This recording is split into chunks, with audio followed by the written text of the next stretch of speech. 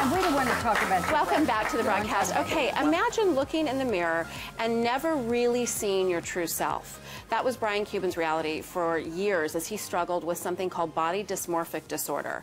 He details his battle with the disease in his new book. It's called Shattered Image, and we'd like to welcome this morning Brian Cuban. Thank you so much for being here. Thanks for having me. This is such a personal look at something you struggled with for years, and I imagine for much of the time you didn't really know what was quote unquote wrong with you. Oh, absolutely. I mean, growing up, I grew up back, before Al Gore invented the internet. Right.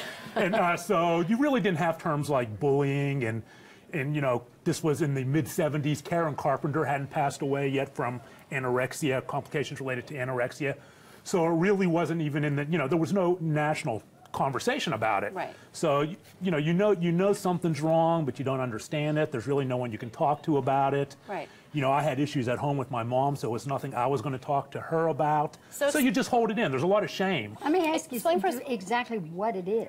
Why that term? Why not depression? Why not just saying, I was depressed, I was bulimia, I had, it's got this big now $100 word on it. No, those are separate disorders. They are. Yeah, those are separate disorders, and that's one of the problems. You had them all. I had them all. How did yours manifest? Tell us about your specific experience. Well, body dysmorphic disorder is when you take a imagined or kind of non-existent defect in your body and you exaggerate it to the point, say in the mirror, when you look at yourself in the mirror or in a reflection in a store window, where it like horrifies you and it affects your ability to function normally in life.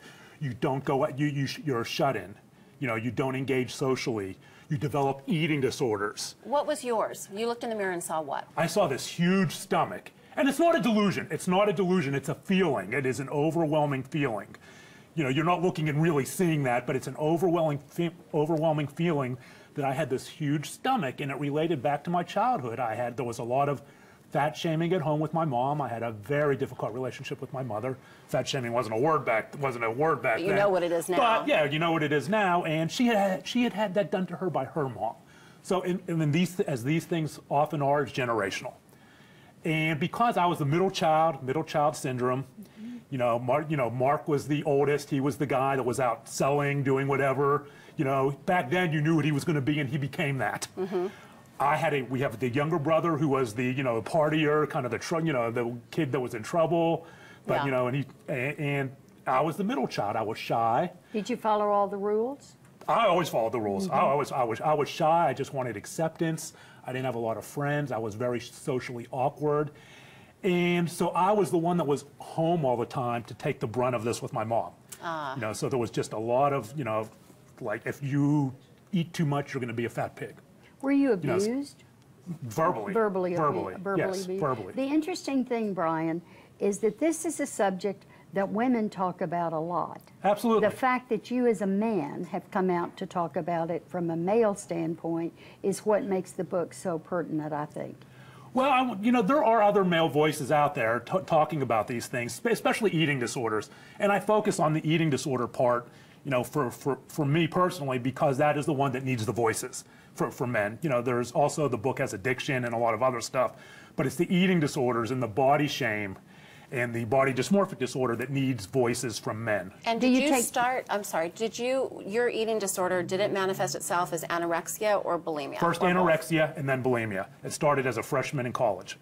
And I was anorexic, living on about 500 calories a day for a full year, my first year at Penn State. And then because it's interesting, and this is where you get into the relationship with body dysmorphic disorder, because it's not really an eating disorder diagnosis, I started cycling through other behaviors. I was looking for something that was going to change that reflection in the mirror and give that fat 11-year-old, that bullied, fat-shamed 11-year-old finally get some acceptance. Were you looking for love? I was looking for acceptance. Which is love. Yes, Yeah. And I wanted to be the kid that finally got to kiss a girl, that finally went on a prom date, that held a girl's hand. I was always reflecting back to that 11-year-old boy. And so you keep trying to engage in these behaviors that'll change that reflection. Right. So then first it was anorexia. I'm like, wow, that's not working, and I'm starving myself. I can't keep doing this.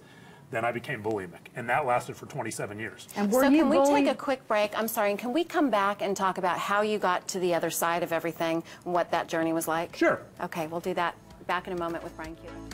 Were you bullied?